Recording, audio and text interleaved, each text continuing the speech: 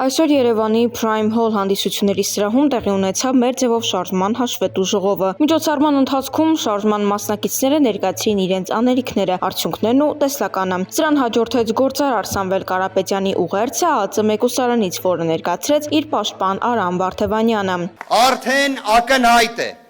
որ մեր շարժումը հայտնվել է հասարակական կյանքի ուշադրության կենտրոնում։ Զգալի փոփոխություններ է բերել երկրի քաղաքական կյանքում։ Դա ձեր ձեռքբերումն է, սա բոլորիս ձեռքբերումն է եւ պետք է դառնա հայ ժողովրդի ձեռքբերումը։ Համաժողովին հաջորդած ասուրիսին մեր ձևով շարժման ղեկավար Սամվել Կարապետյանի եղբորորդի Նարեկ Կարապետյանը անդրադառնալով լրագրողների հարցերին նշեց, որ իրեն շարժմանն արդեն միացել է շուրջ 5000 քաղաքացի, որոնց թիվն օր-օրի շատանում է։ Հետաքրքիր է ամեն մարզային այցելությունից հետո մենք ունենք մի քիչ ավելի դինամիկ աճ, առաջի 2-3 օրը, որովհետև մարդիկ արդեն ծանոթանում են ու գալիս են։ Մարզերում բավական հետաքրքիր բանի առաջացվեցինք, որ մարդիկ հիմնականում շատ են իշխանությանը չաջակցող մարդիկ, ընդդիմադիր մարդիկ։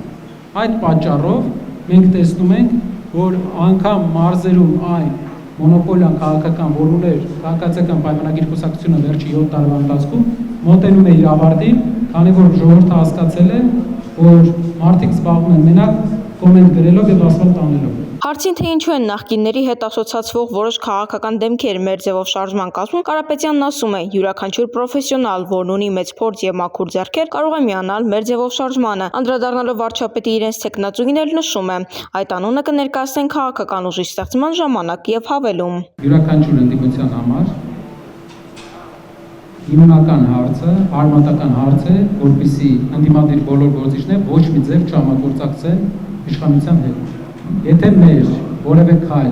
կարող է աջակցել նրան, որ ընդդիմությունը տարանջատվի եւ իշխանությունը կարողանա պահել այն, իշխանությունը կարողանա, իշխող ուժը կարողանա իշխանություն պահել, իհարկե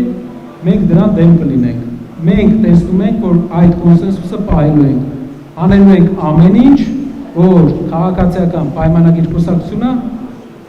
արդեն երկրորդ անգամ դառնա ընդդիմություն։ Ինձ թվում է նա ավելի լավ ընդդիմություն է, քան իշխանություն։ Ռուսարմինֆոյի հնչեցրած հարցին առային կա արդեն արդյոք շարժման ռազմավարական պլանը 2026 թվականի ընտրությունների համատեքստում, Կարապետյանը պատասխանեց։ Ծրագրային պլանը կա, այսինքն ինչ ենք մենք առաջարկում, զարգացման փուլում է, վերջնական առաջարկը կլինի արդեն քաղաքական հայտի ժամանակ։ Նարեկ Կարապետյանը նաև նշեց, որ հաջորդ շաբաթ Ազատության հրապարակում տեղի ունենալու հանրահավաք ի աջակցություն գործարար Սամվել Կարապետյանի։ Հունիսի 17-ին գործարարի տանը խուզարկություն իրականացվեց այն բանից հետո, երբ նա հրապարակավ աջակցություն հայտնեց հայ առաքելական եկեղեցուն, ընդգծելով, որ մի փոքրիկ խմբակ մոռանալով հայոց պատմությունը, հայոց եկեղեցու հազարավոր տարիների պատմությունը հարձակվել է հայ եկեղեցու վրա, հայ ժողովրդի վրա։ Այս հայտարարությունից հետո նա կալանավորվեց 2 ամսով, որի ժամկետը լրանալուն պես օգոստոսի 15-ին կալանքը երկարաձգվեց եւս 2 ամսով։